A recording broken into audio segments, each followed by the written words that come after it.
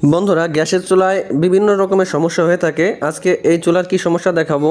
এটির burner cap দেখেন পুড়ে ফাঁকাগুলো বড় হয়ে গেছে এবং এটি বাঁকা হয়ে গেছে, এটিও পরিবর্তন করতে হবে। আর এই যে বার্নার, এই বার্নারও দেখেন নষ্ট হয়ে গেছে এখানে। তো আমি প্রথমেই গ্লাসটি খুলে নেব। গ্লাসের এই উপরে একটি টিনের প্লেট থাকে, এটির দুই পাশে দুটি স্ক্রু থাকে। এই স্ক্রুগুলো খুললে উপরে গ্লাসটি আলাদা হয়ে যাবে। তো অনেক সময় গ্লাস আঠা দিয়ে আটকানো থাকে, তো আমি হাত দিয়ে টান দিলাম, খুললো না, অনেক শক্ত হয়ে আটকে আছে। তো একটি ছুরির সাহায্যে এটি খুলতে হবে। একটি ছুরি ভিতরে ঢুকিয়ে এইভাবে টানতে হবে, চতুর্পাশ দিয়ে টান দিলে এই আঠা ছেড়ে দেবে।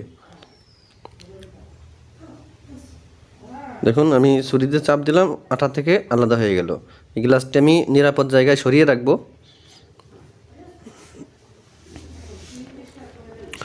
তো দেখুন এই বার্নারটির কি অবস্থা।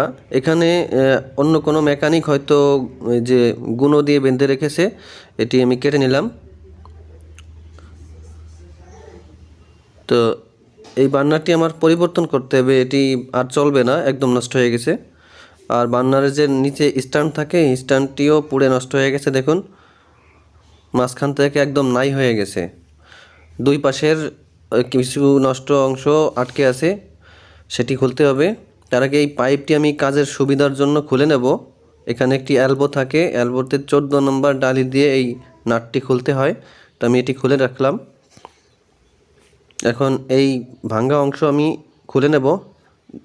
মোট 4টি স্ক্রু থাকে, এই পাশে 2টি, ওই পাশে 2টি। স্ক্রুগুলো আমি খুলে নিচ্ছি। 3টি স্ক্রু আমি স্ক্রু ড্রাইভারের সাথে খুলতে পেরেছি। আর একটি স্ক্রুর যে গার্ড থাকে, গার্ড নষ্ট হয়ে গেছে, তাই গ্রাইন্ডার মেশিনের সাহায্যে একটি মাঝখান থেকে ফেলে নেব। ফেলে নেওয়ার পরে ফ্ল্যাট স্ক্রু ড্রাইভারের সাহায্যে এটি আমি খুলে নেব। দেখুন, আমি মাঝখানে ফেলে নিয়েছি ফ্ল্যাট স্ক্রু ড্রাইভার দিয়ে, এখন এটি খোলা যাবে। তো আমি খুলে নিচ্ছি।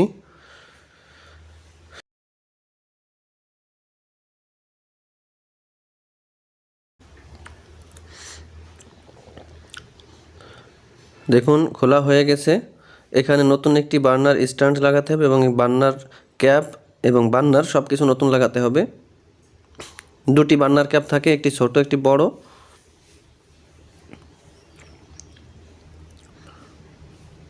তো প্রথমে এই বার্নারের সাথে দেখেন দুটো ছিদ্র আছে, প্যাচ কাটা। সেই প্যাচের সাথে স্ক্রু দিয়ে এই বার্নার স্ট্যান্ডটি লাগাতে হবে। তো আমি স্ট্যান্ডটি স্ক্রু দিয়ে লাগিয়ে নিচ্ছি। লাগানো হয়ে গেছে। আর এখানে দেখেন নজেল থাকে, এই নজেল দুটির মাধ্যমে বার্নারের ভিতরে গ্যাস সরবরাহ হয়ে থাকে।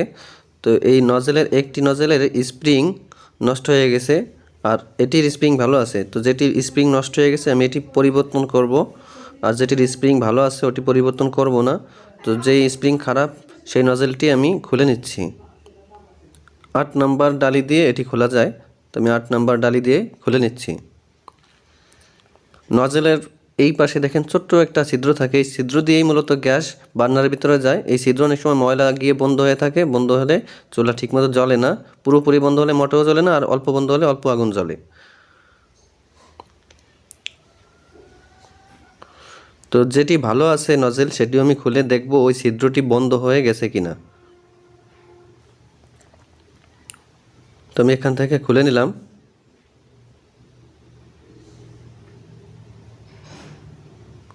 দেখুন, এই পাশে ছোট্ট একটি ছিদ্র আছে, তো এই ছিদ্রটি বন্ধ হয়ে গেছে।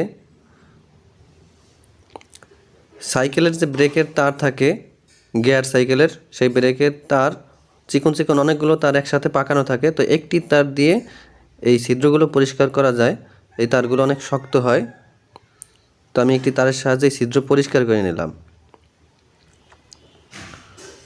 আর এটি তো আমি পরিবর্তন করব, তাই এটি আর পরিষ্কার করা লাগবে না। এখানে যে স্প্রিং থাকে, স্প্রিং নষ্ট হয়ে গেছে, আর এটির স্প্রিং ভালো আছে। তো এটি আমি এখানে যে তেল কালি আছে, এটি ছুরির সাহায্যে পরিষ্কার করে নিচ্ছি। পরিষ্কার করা হয়ে গেছে। এখন আমি এটি জায়গা মতো আবার পেঁচিয়ে পেঁচিয়ে লাগিয়ে নেব। 8 নম্বর ডালির সাহায্যে এটি লাগাতে হবে। তো আমি লাগিয়ে নিলাম। এটি শক্ত করে লাগাতে হবে, লুজ থাকলে গ্যাস লিক করবে। আর এই বার্নারের যে দুটি ছিদ্র আছে এই ছিদ্র ভিতরে হচ্ছে এই নজেলগুলো ঢুকবে। তো দেখুন এই নজেলগুলো ওই ছিদ্রর ভিতরে ঢোকাতে হবে, খেয়াল করুন। তো আমি ঢুকে নিলাম। এখন সামনে যে বার্নার স্ট্যান্ড, এই বার্নার স্ট্যান্ড স্ক্রুর সাহায্যে ওই চেসিসের সাথে আটকাতে হবে। তো আমি আটকে নিচ্ছি, দুই পাশে স্ক্রু দিয়ে আটকাতে হবে।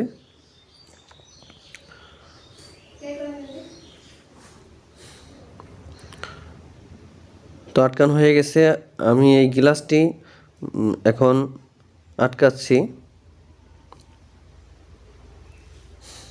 স্ক্রুর সাহায্যে। আটকে নিতে হবে, দুই পাশে দুটি স্ক্রু থাকে।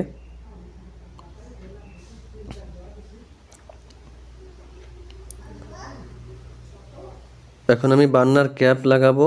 বড় বার্নার ক্যাপটি লাগালাম এবং ছোট বার্নার ক্যাপটিও লাগালাম। এখন আমার এই যে এলবোটি এটি আমি লাগাবো, তার আগে ময়লাগুলো পরিষ্কার করে নেব। এখানে অনেক তেল কালি জমে, তো ময়লা পরিষ্কার করা হয়ে গেছে। আমি এটি এখানে যেভাবে ছিল 14 নম্বর ডালি দিয়ে এটি আটকে নিতে হবে। এটি ভালো করে টাইট দিতে হবে, লুজ থাকলে গ্যাস লিক করবে। আর এই যে রেগুলেটর, এখানে পাইপ কাস্টমার কেটে এইভাবে নিয়ে এসেছে, কারণ এটি ঢালাইয়ের যে তাক থাকে রান্নাঘরে, সেই তাকের একটি ছিদ্র দিয়ে পাইপটি ঢুকাতে হয়।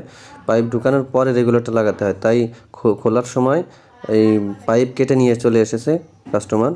তো আমি এখন এটি আবার লাগাবো, লাগানোর পরে চেক করব চুলা জ্বলে কিনা ঠিক মতো।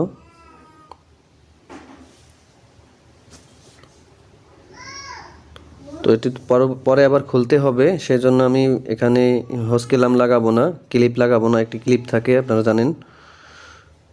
জাস্ট চেক করে আমি কাস্টমারকে দিয়ে দেবো, সে বাসায় গিয়ে লাগিয়ে ক্লিপ লাগাবে। তো দেখুন চুলাটি জ্বলতেছে, কিন্তু বড় বার্নার ক্যাপের পাশ দিয়ে আগুন লিক করতেছে এবং মাঝখানেও আগুন মোটা হয়ে উঠছে, যার কারণে কালি পড়বে।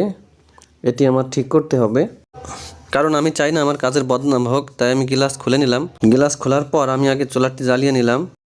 খেয়াল করুন, তীর চিহ্নর সামনে যে জিনিসটি দেখতে পাচ্ছেন, এটি হচ্ছে ছোট নজেলের সাথে থাকা একটি পাতি। এই ছোট নজেল দিয়ে মাঝখানে যে ছোট বার্নার ক্যাপ, এখানে গ্যাস সরবরাহ হয়, আর ওই পাশের নজেল দিয়ে হচ্ছে বড় বার্নার ক্যাপে গ্যাস সরবরাহ হয়। যেহেতু ছোট বার্নার ক্যাপ দিয়ে আগুন ভালো পরিষ্কার হচ্ছে না, তাই এই নজেলটির এই পাতিটি একটুখানি আমি ঘুরিয়ে নেব। এই পাতি ঘোরালে আগুন পরিষ্কার হবে, কালি পড়বে না। তাই খেয়াল করে দেখুন আমি এটি কিভাবে ঘুরাই। দেখুন এটি আমার বাম দিকে একটুখানি ঘুরে নিলাম এবং ঘোরানোর সাথে সাথে আগুন পরিষ্কার হয়ে গেল। আর এই যে বড় বার্নার ক্যাপের চারিপাশে আমি পুডিং লাগাবো, যাতে আগুন লিক না করতে পারে। চারিপাশে আমি পুডিং লাগিয়ে নিচ্ছি। তো আমার চারপাশে পুডিং লাগানো হয়ে গেছে। এখন এটি আমি এইভাবে চেপে সেট করে দেব, তাহলে আশা করি আর আগুন লিক করবে না। অবশ্য অতটুকু লিক করলে কোনো সমস্যা হয় না, কিন্তু দেখতে খারাপ লাগে। আর আমি সর্বোচ্চ ভালো সার্ভিস দেওয়ার চেষ্টা করি আমার কাস্টমারদেরকে, যাতে আমার দোকানের এবং আমার কাজের সুনাম থাকে। তো দেখুন এখন চারপাশের কোথাও কোনো জায়গা দিয়ে কিন্তু আগুন লিক করছে না। এখন আমি এই কাজটি সেট করে দেব। গ্লাসটি বার্নারের ঠিক মাঝখানে সেট করতে হবে।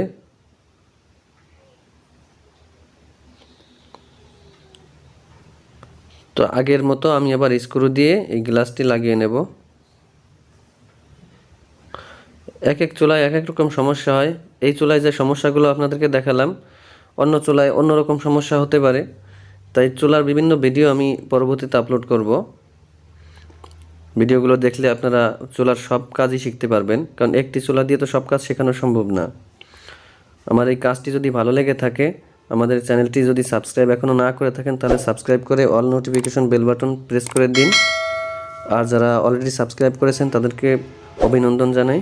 গ্যাসের চুলা ছাড়াও মাইক্রো ওভেন, পানির pump, rice cooker, Blender machine, iron ইত্যাদির ভিডিও আমিও এখানে শেয়ার করব। নিয়মিত আমাদের ভিডিও দেখলে সব কাজই শিখতে পারবেন ইনশাআল্লাহ। ভালো থাকবেন, সুস্থ থাকবেন। আল্লাহ হাফিজ।